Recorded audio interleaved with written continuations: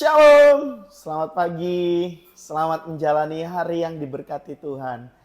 Baik, kita bertemu lagi di Victorious Devotion. Saat ini kita mau sama-sama merenungkan kebenaran firman Tuhan. Kita mau mengerti apa yang menjadi kehendak dan keinginan Tuhan melalui firman-Nya.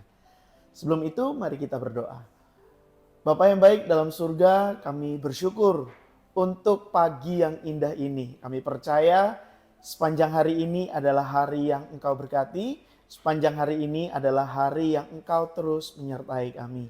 Dan kalau sebentar lagi kami mau sama-sama membaca dan merenungkan kebenaran daripada firman-Mu, Roh Kudus tuntun kami untuk mengerti apa yang menjadi maksud dan keinginan firman-Mu untuk hidup kami saat ini ya Tuhan. Urapi setiap kami buka hati dan pikiran kami untuk dipuaskan melalui kebenaran firman-Mu. Kami berdoa dan mengucap syukur, haleluya, amin. Ya, shalom Bapak Ibu yang dikasihi Tuhan. Ya, pagi ini kita mau sama-sama merenungkan kebenaran firman Tuhan.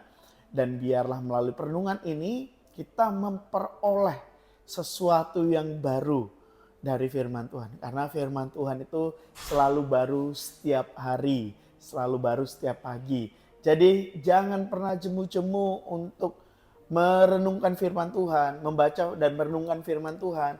Karena kita harus pahami bahwa firman Tuhan itu, Alkitab itu adalah surat cintanya Tuhan untuk kita.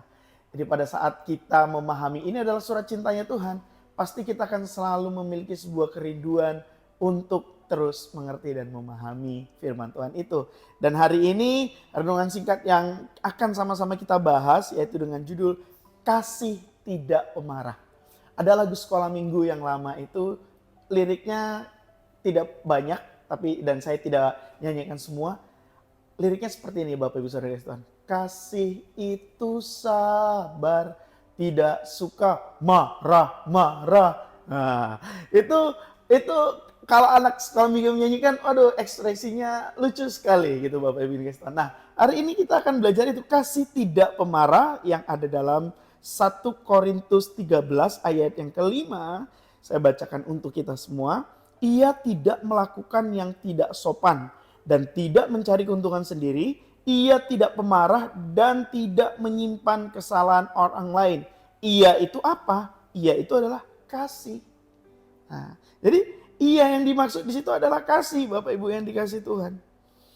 Kasih yang sejati yang menjadi landasan untuk kehidupan kita itu tidak bersifat marah atau pemarah.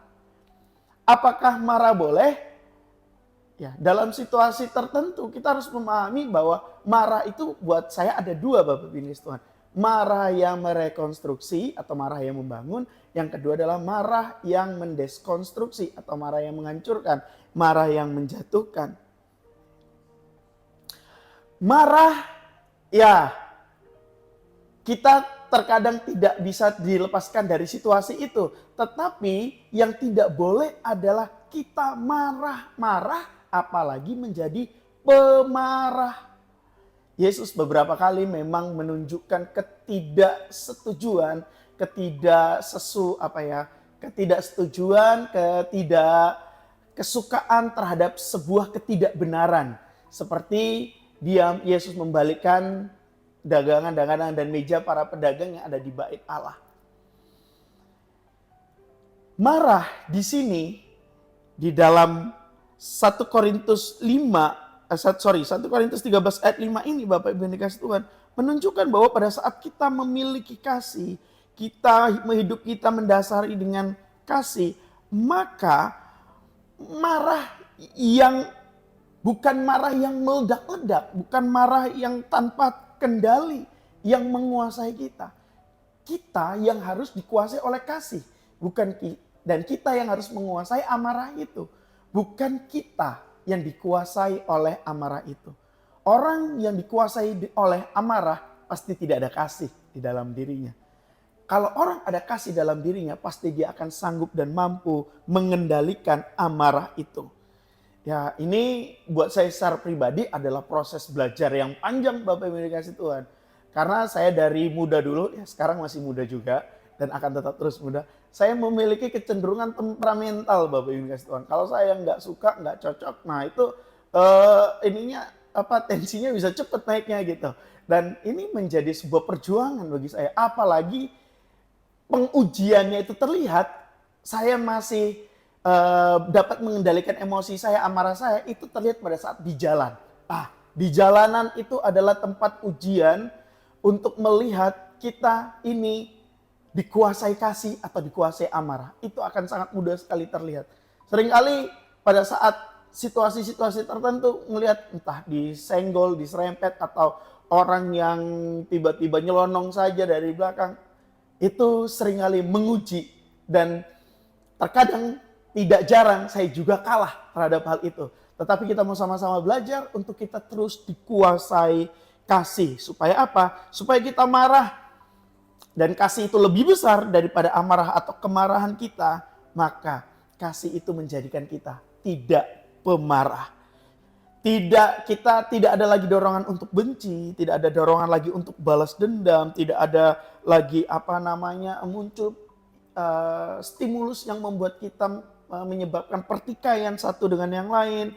Ada sebuah perubahan yang positif dalam hidup saya dan dalam hidup kita semua. Karena apa? Karena kasih menguasai kita.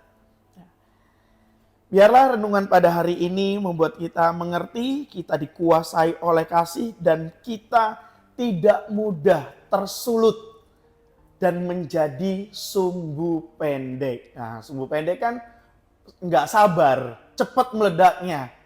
Tidak lama prosesnya, setelah disulut langsung buar. Nah gitu, Bapak Ibu yang dikasih Tuhan. Biarlah sumbu kita panjang dan tidak kering.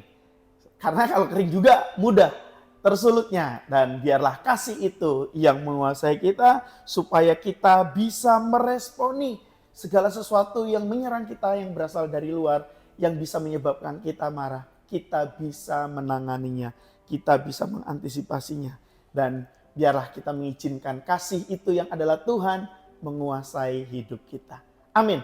Buat firman Tuhan pada pagi ini, mari kita bersatu dalam doa, kita memohon kekuatan yang daripada Tuhan untuk kita dikuasai kasih, dan kasih itu tidak pemarah dalam kehidupan kita.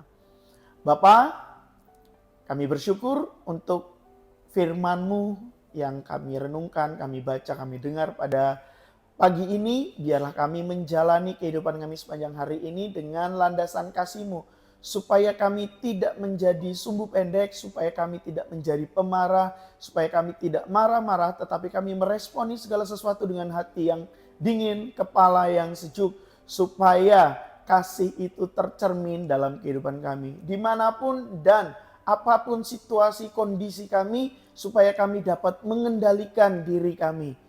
Kami tidak mampu, kami tidak kuat, oleh karena itu kami butuh kekuatan dan pertolongan-Mu untuk kami hidup di dalam kasih. Untuk kami terus dikuasai dengan kasih. Sehingga apapun yang kami hadapi, kami mampu Tuhan menyatakan kasih itu. Dan kami tidak dikuasai oleh amarah yang dapat merugikan kami dan merugikan sesama kami. Ini doa dan permohonan kami dalam sepanjang hari ini dan sepanjang kehidupan kami. Kuasai kami Tuhan dengan kasih-Mu. Kami berdoa dan ucap syukur. Haleluya. Amin. Sampai ketemu di Victorious Devotion yang akan datang. Bapak Ibu Saudara kasih Tuhan. Salam kemenangan. Tuhan Yesus memberkati. Shalom.